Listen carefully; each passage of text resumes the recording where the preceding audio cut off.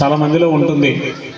ఇక్కడ చదివించేదానికంటే ఇంకొంచెం పెద్ద కార్పొరేట్ స్కూల్లో చదివిస్తే బాగుంటుందేమో, అక్కడ ఇంకా చదువు ఎక్కువ వస్తుందేమో. మార్పు రాదండి.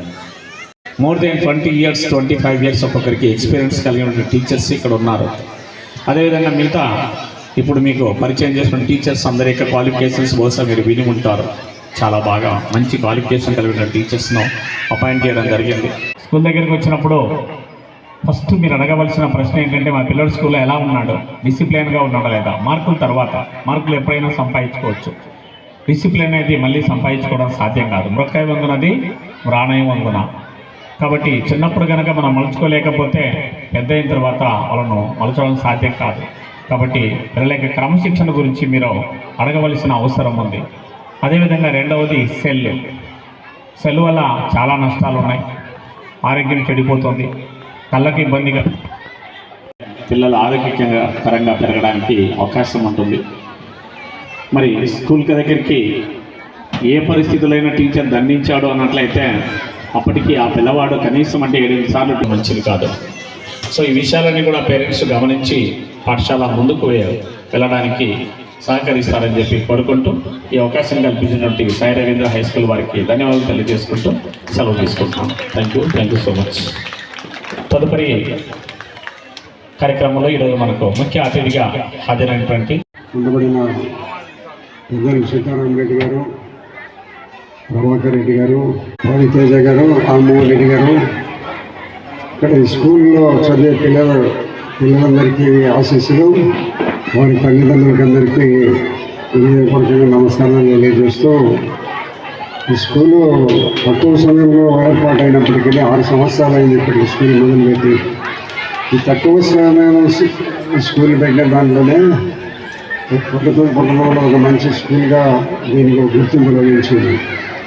ఎందుకంటే టీచర్లందరూ ఇక్కడ బాగా డెడికేటెడ్గా పనిచేస్తున్నారు. అందరూ చాలా వరకు మహిళలే టీచర్గా ఉన్నారు కాబట్టి వారందరూ ఈ స్కూల్కి పంపించిన పిల్లలందరూ వాళ్ళు మా సొంత పిల్లలుగానే చూసుకొని మంచి విద్యను బోధించి మంచి ప్రయోజకులు చేయాలా, ఈ స్కూలు ఇంకా పొద్దుటూరు మంచి పేరు ప్రతిష్టలు సంపాదించాలని మంచి ఆలోచనతో వాళ్ళు స్కూల్ నడుపుతున్నారు.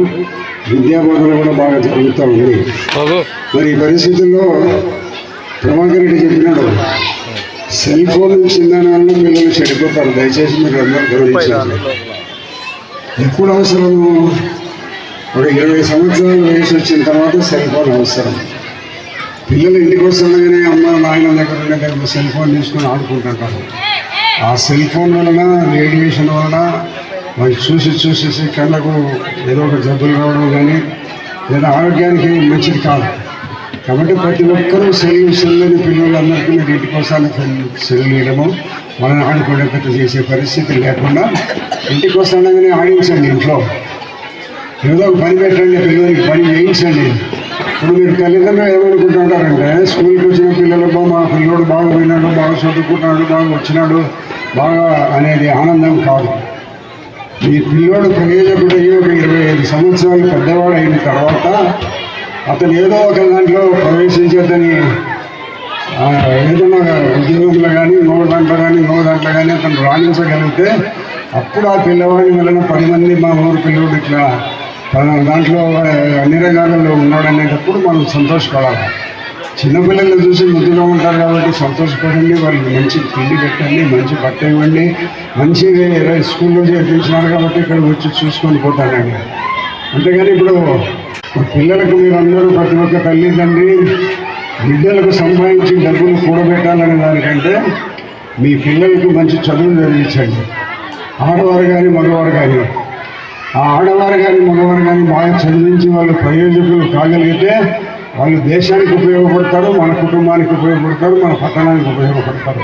ఇందాక ప్రభాకర్ రెడ్డి గారు మాట్లాడుతూ ఇక్కడ ఉండబడిన స్కూల్లో ఉండబడిన టీచర్లు అందరూ కూడా డెడికేటెడ్గా పనిచేస్తారు. ఒక్కొక్క టీచర్ ఇట్లాంటి స్కూల్ మెయింటైన్ చేసే కెపాసిటీ ఉన్నబడిన టీచర్లు ఇక్కడ ఈ స్కూల్లో ఉద్యమం చేస్తున్నారు పిల్లలకి అని చెప్పినారు. చాలా సంతోషకరమైన విషయం అన్నమాట. కాబట్టి మీరు తల్లిదండ్రులు కూడా దాన్ని స్కూల్కి పంపిస్తానే బాధ్యత సరిపోదు. ఇంటి దగ్గరికి వచ్చిన తర్వాత క్రమశిక్షణ గల పిల్లవాడిగా అమ్మాయిగా మనం తీర్చిదిద్దాలి. క్రమశిక్షణ ముఖ్యం. క్రమశిక్షణ గల అమ్మాయిని అబ్బాయిని మనం తీర్చగలిగి మన ఇంట్లో చదువు వరకు ఉండేంత వరకు తీర్చిదిద్దగలిగితే వాళ్ళు పై స్థాయి పోయినప్పుడు అదే క్రమశిక్షణతో ఉంటారు, ఉన్నత విద్యలకు పైకి చేరుకుంటారు, పేరు ప్రతిష్టలు సంపాదించుకొని మీరందరూ కూడా ఈ స్కూల్లో చదివించాలని మీరందరూ నిర్ణయించుకొని ఈ స్కూల్లో చదువుకుని పిల్లలు చదివించడానికి మీకు అందరికీ కృతజ్ఞతలు ధన్యవాదాలు తెలియజేస్తూ భవిష్యత్తులో పిల్లల గురించి మన ప్రతి సమయంలో ఎంత సమయం పిల్లల మీద మీరు వెచ్చించినప్పటికీ కూడా ఆ పిల్లలకు ప్రయోజనం కలిగి వాళ్ళు ఉన్నత స్థాయికి చేరుకోగలిగే పిల్లలుగా తయారవుతారు. కాబట్టి అందరూ కూడా మంచి స్కూల్ అని మీరందరూ ఇక్కడికి చేర్పించిన మీ పిల్లలందరూ ప్రయోజకులు భవిష్యత్తులో అవుతారని నేను ఆశిస్తూ సెలవు తీసుకుంటున్నాను.